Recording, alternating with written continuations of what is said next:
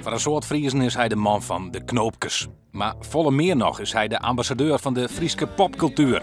Pieter Wilkens, na een romrofte periode met de band Okke Hel, beziek het Massemer het in 1980 solo als troubadour.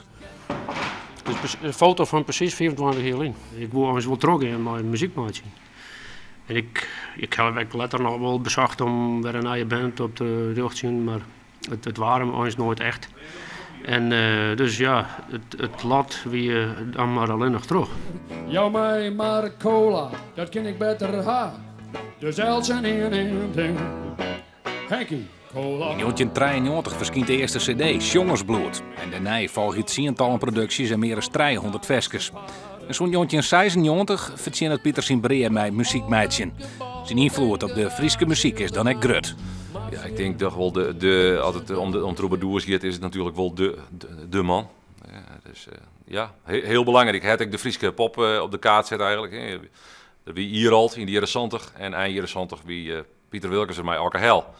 Dat wie eigenlijk de eerste Friese popband.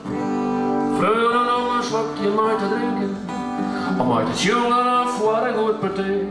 In de Walrus die Snits wordt vanmiddag nog drok soundcheckt. Want Joen wordt het 24-jarig jubileum viert met de presentatie van de Sammel CD Best Genoeg en een eigen fles uit Berenburg. Dus dan neemt de liter van Pieter. Als ik maar naar een CD kom, ja, dat is eigenlijk geen nice meer. Dus daar mag er wat leuks bij bedenken.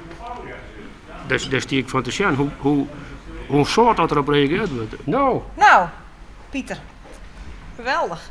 Helene, dankjewel. Dij, best genoeg.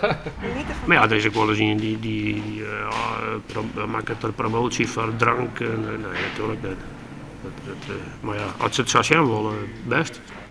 24 jaar, een Best Genoeg CD. Heel vaak, ja, Best Genoeg CD's, die ben van artiesten die het al vervlogen binnen. Ja. Dat denk ik dan net onophouden, wel? Ja, maar er ben ik nog artiesten die brengen na zoveel jaar een best-of CD uit. Dus ja, Nee, maar wij kennen wel best-of, dus ik vaak van, nou ja, dan had ik geen inspiratie meer, druk ik alle hits maar op een CD. Dan ben we weer niet hier verder. Ja, nou denk er maar om. nee, dat ik geen ideeën zat. Ik ken er jaren vooruit, gelukkig. Dat is maar een loonstest, hè?